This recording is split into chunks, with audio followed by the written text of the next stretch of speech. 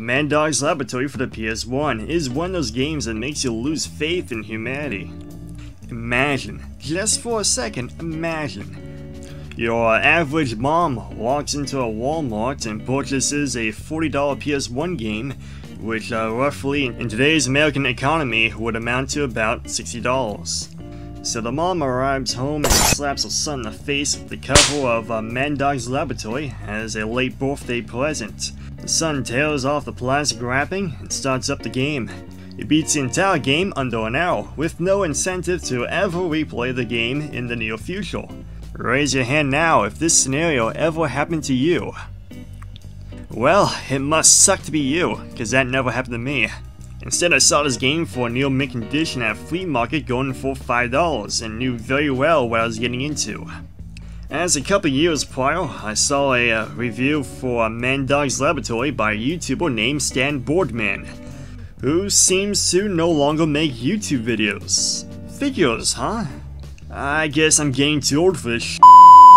So yeah, this Mandark Lab game on PS1 is a mini game collection that can be 100% beaten in under an hour, without even trying to speedrun the game. To add more salt to the wound, there's only 8 minigames in this collection, 2 of which are repeats and 1 is completely optional. But we will get into that a little later, because right now, I'm kind of busy looking into some Dexter's Lab fan art. This was sort of an excuse to look into some Agent Honeydew fan art, as I was a big fan of her growing up, but it seems like few people cared enough to make fan art of her, so here, I made my own. So Dexter's Laboratory was one of the best classic 90s Cartoon Network shows, so it was one of my favorites. My favorite episode would probably be the Muffin King episode. I don't know why, it always makes me laugh, it always makes me smile. I don't know, just the dad being obsessed with his wife's muffin. I'm not sure if that's an innuendo or anything like that, but the episode was my favorite. It was one of the best. A lot of people give a lot of hate to the later seasons of Dexter's Laboratory, the reboot version of it, done by the guy who did the Loud House. I forgot what his name is, but the guy who did the Loud House for Nickelodeon previously, back in the early 2000s, was the director for the reboots of Dexter's Laboratory. Well, the soft reboot, because it was a continuation after Hanna-Barbera's studio went down and they moved over to Cartoon Network.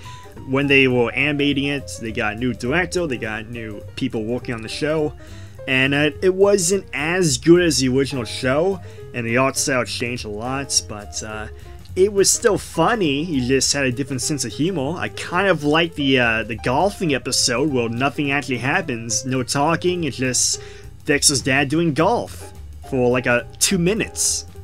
2 minutes of Dexter's dad doing golf? It was funny to me for some reason. I don't know why I liked it. I thought it was kind of funny. It's not better than the original seasons of Dexter, but I thought it was kind of funny. Same thing with the Mandark laughing episode, where Mandark just laughs the entire episode. That was funny to me. But yeah, it's not as good as the original show. It was like a parody of the show. But in a way, it was still funny, at least in my opinion. I like it, but I have a weird sense of humor. So, do you believe me? But yeah, it was a great show. I like Dexter's Laboratory. It's not my favorite show of all time on Cartoon Network, but it was a good show. So with that said, it's about time to review the video game. Oh boy, I'm so excited! The game starts off presenting some low-budget flash animated cutscenes of Mandark breaking into Dexter's lab. If it wasn't obvious enough from the title alone, the game was about Mandark barricading himself within Dexter's lab and attempting to earn Squatters' rights, leading to Dexter having to complete 8 wacky tasks in the form of minigames while roaming around a 3D condensed and simplified version of his family's home. There was barely anything else you can do in these 3D roaming environments other than briefly chatting with Dee Dee, Mandark, and Dexter's computer. By chat, I mean just stand there in front of an NPC and listen to their limited set-in-stone dialogue. You can also go around using Dexter's X-ray goggles to find 4 hidden blueprints, which in turn unlock concept art from the show. Great! It's not difficult at all to find all 4 pieces in each of the 4 hub areas of the game, but I just did not care to collect all of them. I also keep hearing people defend this game, all because they enjoy admiring the scenery, as this was the only official game to depict Dexter's home in a 3D space. And all I gotta say to that is, I can't admire the scenery if Dexter's mom's butt ain't in it. I'm disappointed in these game designers. Completely and utterly disappointed. For shame. For shame. But nah, seriously, with this game, you're looking at the most bare minimum effort I have ever seen in a $40 game that would have cost $60 if it came out today. It would have been nice if they included NPC models of Dexter's mom, dad, monkey, the super friends, and Asian honeydude to interact with somewhere in the hub areas, but they didn't. And then make sure that the camera doesn't focus on Dexter, just focus on Dexter's mom's butt the entire time. Even if he's walking out of the room, just center it on Dexter's mom's butt and zoom in, and then expand, and there you go, there you go. That's the game, and I guarantee that would get like a 10 out of 10 from me. 10 out of 10. Best game. Anyways, other than that, the game has decent PS1 graphics, and an added bonus of having the voice actors reprise their respected roles from the show. You mean that thing that makes your voice sound all different and funny? Don't worry, Dexter. It's in my room, nice and safe. Didi, what have I told you about the taking my stuff? Hey, Dexter, wanna dance?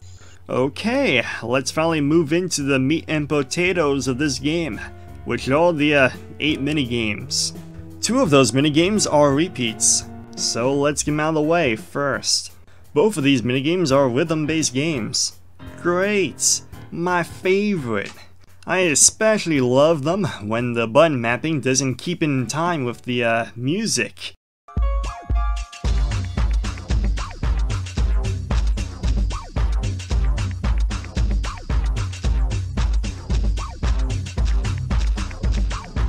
And the arrows just move however they feel like it.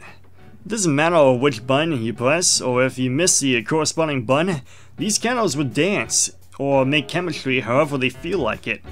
So yeah, one's a dance-off between Didi and Dexter, while the other is a chemistry competition between Dexter and Mandark. Both of these play identical, so there is no points, meaning overall they only had 7 minigames, and decided to repeat the gameplay of one of them just to make it an even number. Fantastic. The dance-off and chemistry competition minigames are both terrible, so we're down to 6 minigames already. Hopefully at least one of these minigames is worth $60. It's not gonna happen, but you never know. Okay, next we have this on-rails shooter cooties killing minigame thingy, where Dexter must disinfect Didi's bedroom as it's full of STDs, all the while supposedly looking for his voice changer invention. They never show him find this supposed gadget in the minigame, but yeah, that's the context for this level. Deal with it. The cootie minigame is completely passable, but not worth the $60 alone. All you do is spray the cooties as you see them before they move off screen and kill ya. Eventually, you will run out of disinfectant, and have to mash the X and circle buttons to reload your ammunition. Somehow, I don't know, I don't care. But next minigame, let's keep it going. Finally, here's something pretty good. We got this computer virus swatting minigame. No, not that kind of swatting, you dolts. Cause yeah, we went from killing a bunch of STDs to killing a virus. Pfft, typical. So in this minigame, you go around with an oversized fly swatter chasing around viruses on a linear looped path, trying to bonk enough viruses before the time runs out to move on to the next level. This minigame pretty much plays out like a typical racing game, only with the goal being to catch up to the opponent to kill him while avoiding obstacles. It was a pretty fun and enjoyable minigame, albeit with some tank controls, but lacks depth and significant change between each level. You are only given one level to kill 5 viruses, and if you felt like it, you could collect the anal droppings that come out of the virus as they scramble to get away from you. Each dropping is worth bonus points for a better high score, so then you can show off to your friends how great you are at Mandark's lab on PS1. Fantastic. For a game that only has 8 minigames and costs about today's equivalent of $60 new, you would expect these minigames to be more in-depth in gameplay features, with a good amount of significantly changed level designs between the levels of each minigame. But nah, it's a bare minimum of effort put in this game. Another virus minigame involves flying around a 3D space, shooting viruses in the eyes. You can only kill the viruses when their eyes are open. So whenever one virus closes their eyes, you must move on to another virus, and eventually come back when their eyes are open. Then you must body slam them before they have the chance to close their eyes again, and spam the shoot button straight into their dilated eyes. It's once again a simple but enjoyable game with some problems due to the game's tank controls, so it's a tad bit difficult to steer your spaceship to aim the viruses, though after one level you do get used to it. Then after completing those 2 minigames, Dexter gets turned into an old man, and his in-game player model gets to wear this new old man costume during this one hub world area. You cannot play as the old man in the 2 available minigames located in the hub area, but you sure can walk around as the old man. This is so much fun! But for this one hub area, they did something different with the minigames. Basically, instead of having to beat 2 minigames to move on, you just have to beat 1 minigame and the other minigame is just optional. The hub area for this particular room was so confusing and maze-like to me that I couldn't even find a second minigame. And you can't blame me either, I mean, just look at this! Look at this! Plus, this was my first time playing the game, so I had no clue where everything was. Anyways, I guess I'll attempt to briefly mention the minigame I didn't play, and that was the dodgeball minigame, which, from watching someone else's gameplay, it just looks like the get rid of Double D's AIDS minigame all over again. Except this time with enemy target cardboard cutouts that can hide behind objects and stand up to throw dodgeballs back at Dexter.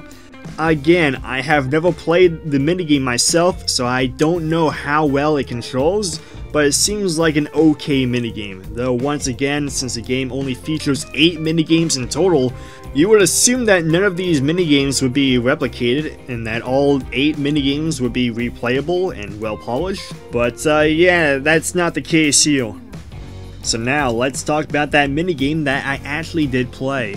And that minigame was a basic Mario Kart clone. This minigame plays fine, and you only really get 2 race tracks. One being a Speed Racer parody, like from the episode this minigame was based on, and the other took place in a volcano layer. Both tracks are generic and boring to race on, with very few obstacles built on the track to avoid. There's 3 stages in total, and they make you race on the same Speed Racer parody track 2 times. It sucks! And you only get to race Dee Dee on all 3 stages. So yeah, it's pretty lame. Not a bad racing minigame, it controls fine, but this was the most bare minimum of effort I have ever seen in a racing game. Oh, and you get a handful of power-ups to break up the monotony of driving through these levels. You got a speed boost, a shield, oil slick, a fake power-up block, and a shrink ray. So yeah, nothing special or unique. Okay, so here's the final hub area where we have the final 2 minigames. The first minigame I played was one based around air hockey, except you drive around as the paddles to knock the hockey puck into the goal. This was by far the best and my personal favorite minigame out of the bunch. It controls well, the AI puts up a challenge, and they give you power-ups that you must break out of ice in order to use, and you have a speed boost button to launch the hockey puck further, or to get the hockey puck before Mandark does. One power-up in this minigame is the ability to shoot at the hockey puck to easily get it into the other goal. This power-up is kind of broken, but there's no way of disabling it. Another is a shield that allows you to not get shot by Mandark if he has the shooting power-up. And the last power-up is a magnet that allows a hockey puck to remain attached to your paddle unless you hit the boost button.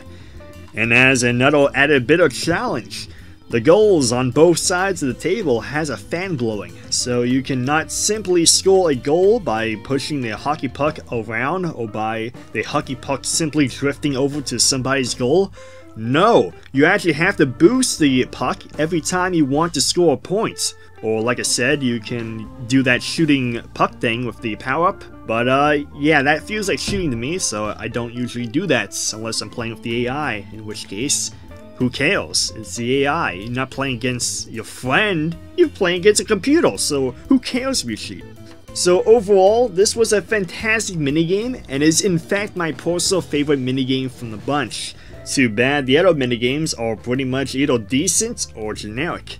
Then finally, the last minigame is another Dance Dance Revolution game, but this time Dexter is in a chemistry competition against Mandark.